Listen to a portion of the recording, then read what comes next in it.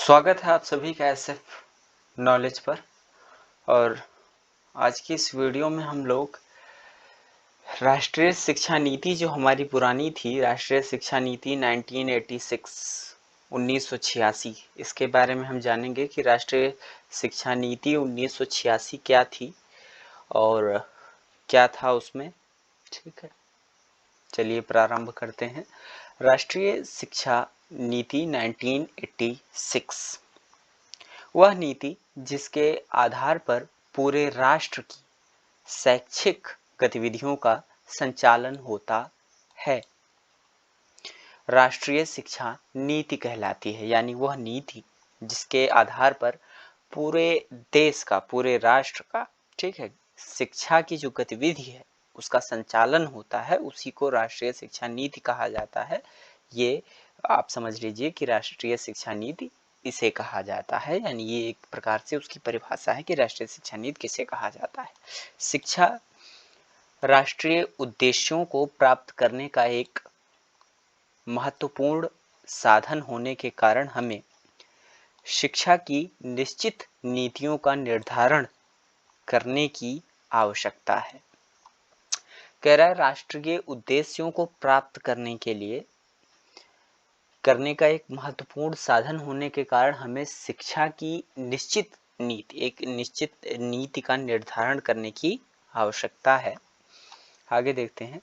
शिक्षा आयोग के अनुसार, हेडिंग है ये, शिक्षा में सबसे महत्वपूर्ण और आवश्यक सुधार यह है कि इसको परिवर्तित करके व्यक्तियों के, यहाँ व्यक्तियों कर दिया है, ब लिख दिया है, गलत है, व्यक्तियों के जीवन, आवश्यकताओं और आकांक्षाओं से इसका संबंध स्थापित करने का प्रयास किया जाए और इस प्रकार इसको सामाजिक, आर्थिक और सांस्कृतिक परिवर्तन का शक्तिशाली साधन बनाया जाए जो राष्ट्रीय लक्ष्यों की पूर्ति हेतु आवश्यक है। यानी ये कह रहा है, मोटा मोटा समझ लो कि ये कह रहा है कि हमारी जो शिक्षा है, शिक्षा में सबसे महत्वपूर्ण आवश्यक सुधार यह है कि इसको परिवर्तित करके व्यक्तियों के जीवन, आवश्यकताओं और आकांक्षाओं से इसका संबंध स्थापित करने का प्रयास किया जाए और इस प्रकार इसको सामाजिक, समाज का आर्थिक या अर्थ समझते ही होंगे, और सांस्कृतिक परिवर्तन का शक्तिशाली साधन बनाया जाए जो राष्ट्रीय, यानी जो हमारे नेशनल लक्ष्य हैं, ठीक, एम्स हैं, की पूर्ति हेतु यह आवश्यक है कि इसमें परिवर्तन किया जाए। आज़ादी के बाद भारतीय शिक्षा नीति के इतिहास में 1968 कई राष्ट्रीय शिक्षा नीति एक महत्वपूर्ण कदम का प्रतीक था। ठीक है, यानी 1968 में राष्ट्रीय शिक्षा नीति एक महत्वपूर्ण कदम का प्रतीक था।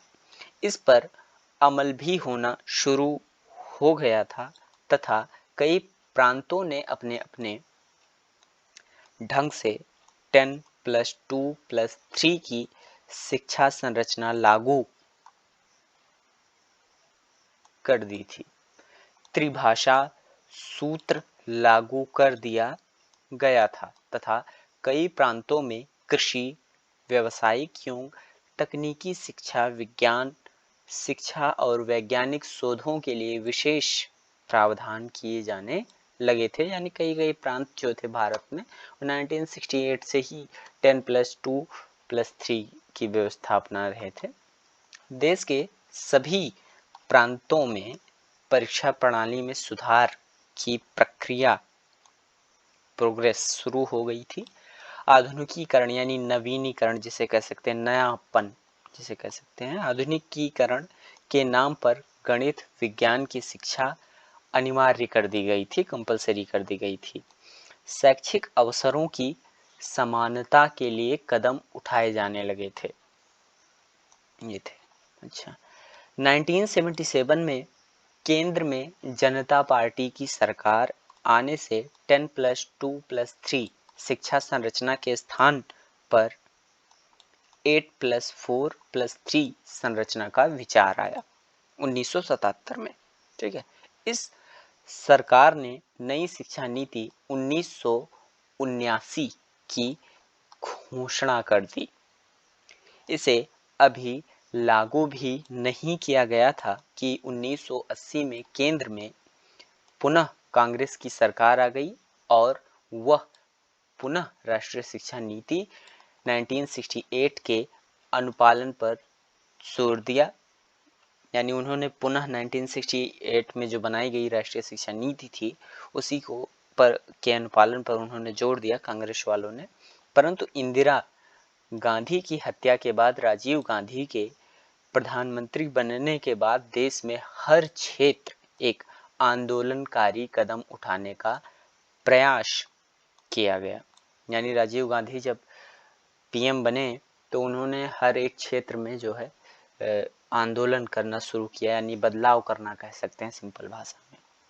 इसमें शिक्षा के क्षेत्र में भी पुनर्निरीक्षण व पुनर्गठन प्रक्रिया के माध्यम से शिक्षा का सर्वेक्षण कराकर शिक्षा की चुनौती नीति संबंधी परिप्रेक्ष्य नाम से प्रकाशित किया गया, जिसमें भारतीय शिक्षा की 1951 से 1983 तक की प्रगति यात्रा का सांख्यिकीय विवरण, उसकी उपलब्धियों एवं असफलताओं का यथार्थ चित्रण करते हुए उसके दोष गुणों का सम्यक विवेचन किया गया। केंद्रीय सरकार ने इन सुझावों के आधार पर एक नई शिक्षा नीति तैयार की और उसे संसद के बजट अधिवेशन 1986 में प्रस्तुत किया। यानी राजीव गांधी जब सरकार में आए तो उन्होंने जो है शिक्षा का जो प्रोग्रेस था, जिसमें जो उसने उपलब्धियां की थी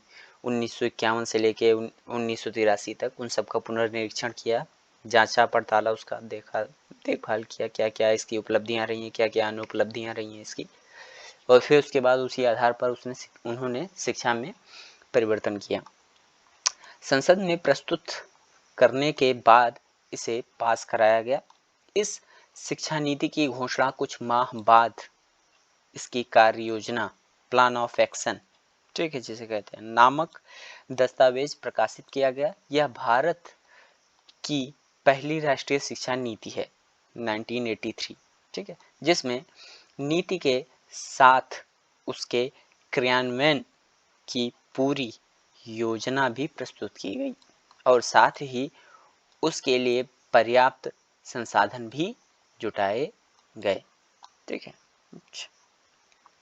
राष्ट्रीय शिक्षा नीति के मूल तत्व क्या क्या थे वो देख लेते हैं। अखिल भारतीय स्तर पर 10+2+3 शिक्षा संरचना लागू होगी, ये इसके मूल तत्व थे। शिक्षा व्यवस्था हेतु पर्याप्त धनराशि की व्यवस्था की जाएगी। शिक्षा प्रशासन का विकेंद्रीकरण किया जाएगा, ठीक है। अच्छा, पूर्व प्राथमिक शिक्षा की व्यवस्था की जाएगी।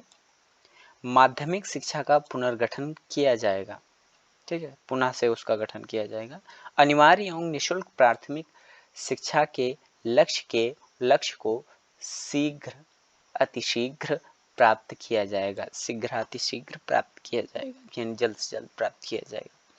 उच्च शिक्षा के प्रसार और विकास पर बल दिया जाएगा। परीक्षा प्रणाली और मूल्यांकन प्रक्रिया में सुधार किया जाएगा। शिक्षकों के स्तर और शिक्षक प्रशिक्षण में सुधार किया जाएगा। सतत शिक्षा की व्यवस्था की जाएगी, ठीक है। आगे क्या था? शैक्षिक अवसरों की समानता के लिए ठोस कदम उठाए जाएंगे, ठीक है। अच्छा, अल्पसंख्यकों के बच्चों की शिक्षा पर विशेष ध्यान दिया जाएगा। जो अल्पसंख्यक हैं उनके बच्चों के शिक्षा पर ज़्यादा ध्यान दिया जाएगा। अनुसूचित जाति और अनुसूचित जनजातियों के बच्चों के शिक्षा की उचित व्यवस्था की जाएगी, ठीक है। महिला शिक्षा पर विशेष ध्यान दिया जाएगा। महिलाओं को शिक्षा नहीं मिलती थी, उन पर जो है कुछ पाबंदियां होती थी पहले, उस पर इन्होंने जोर दिया। विकलांग और मंदबुद्धि बच्चों के शिक्षा की व्यवस्था की जाएगी, इनको अलग तरीके से पढ़ाया जाएगा। राष्ट्रीय शिक्षा नीति 1986 का दस्तावेज, शिक्षा का सार एवं भूमिका, राष्ट्रीय शिक्षा प्रणाली, समानता के लिए शिक्षा, विभिन्न स्तरों पर शिक्षा का पुनर्गठन। अच्छा, ये दस्तावेज थे राष्ट्रीय शिक्षा नीति 1986 का, जो राष्ट्रीय शिक्षा नीति जो थी 1986 की, उसके दस्तावेज यानी डॉक्यूमेंट्स थे ये सारे। ठीक है। फर्स्ट, पूर्व बाल्यकाल देखभाल व शिक्षण, प्राथमिक शिक्षा, माध्यमिक शिक्षा, उच्च शिक्षा। तकनीकी और प्रबंध शिक्षा, शिक्षा व्यवस्था को कारगर बनाना यानी काम का बनाना। शैक्षिक विषय वस्तु और प्रक्रिया को नया स्वरूप देना। शिक्षक व शिक्षक शिक्षा। ठीक है। अच्छा, शिक्षा का प्रबंध, संसाधन तथा समीक्षा। ठीक है। नई शिक्षा नीति 1986 द्वारा उठाए गए महत्वपूर्ण कदम क्या क्या हैं? 10+2+3 शिक्षा संरचना बनाई गई थी। विद्यालय संकुल, ठीक है, सर्व शिक्षा अभियान, नवोदय विद्यालय बनाए गए, ऑपरेशन ब्लैक बोर्ड, शैक्षिक अवसरों की समानता, शिक्षक प्रशिक्षण, टीचरों को प्रशिक्षण, दूरस्थ शिक्षा व मुक्त विश्वविद्यालय। ठीक है। उपाधि को सेवा से अलग करना। ठीक है। शिक्षक की जवाबदेही। ठीक है।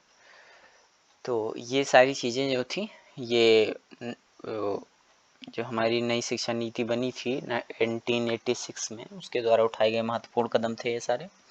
आज हमने वीडियो किया राष्ट्रीय शिक्षा नीति 1986 के बारे में हमने पढ़ा। ठीक है।